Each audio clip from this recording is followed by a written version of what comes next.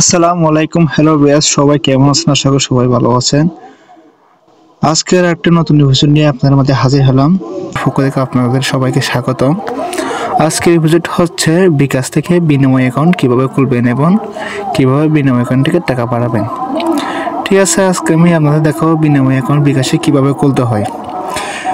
সম্পূর্ণ জানতে হলে অবশ্যই ভিডিওটি না টেনে পুরো দেখে যাবেন। আর আমার চ্যানেলে যারা নতুন তারা অবশ্যই চ্যানেলটি সাবস্ক্রাইব করে দিবেন।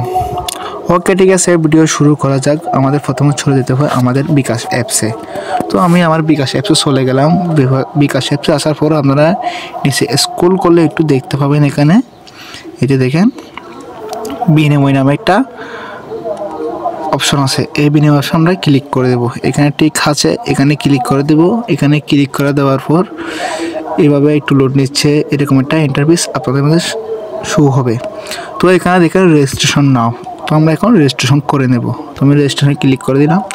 ক্লিক করে দেওয়ার পরে এখানে বলতেছে ইমেল আইডি দিতে। তো আমি এখানে আমার ইমেল আইডিটা দিয়ে দিলাম। ইমেল আইডি দেওয়ার পরে এখানে বলতেছে সেট ইউর ইউজার আইডি। তো আমি এখানে একটা আমার ইউজার আইডি দেবো। তো আমার ইউজার আইডি দিচ্ছি। আমি ইউজার আইডি দেওয়ার পর এখানে বলতেছে ইন্টার এলিয়াস ফর বিকাশ। তো ঠিক আছে, আমি এখানে এটা দিয়ে দেবো। আমি এখানে এটা দিয়ে দিচ্ছি। এভাবে দিয়ে দিবেন। এবার দিয়ে দেওয়ার পর এখানে কনফার্মে ক্লিক করে দিবেন। কনফার্মে ক্লিক করার পর এখানে এরকম একটা অপশন দেখেন, এখানে লেখা আছে প্লিজ এন্টার বিনিময় পিন। তো আমি এখানে একটা আমার বিনিময় পিন দেব।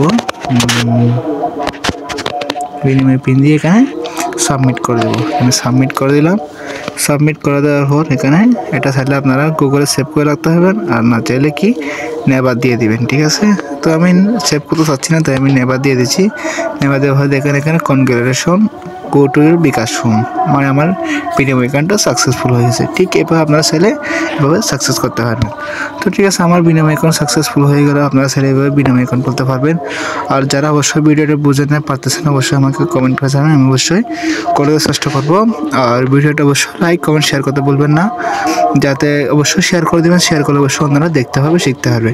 ওকে, ঠিক আছে, সবাই ভালো থাকবেন, সুস্থ থাকবেন। ওকে, আল্লাহ হাফেজ।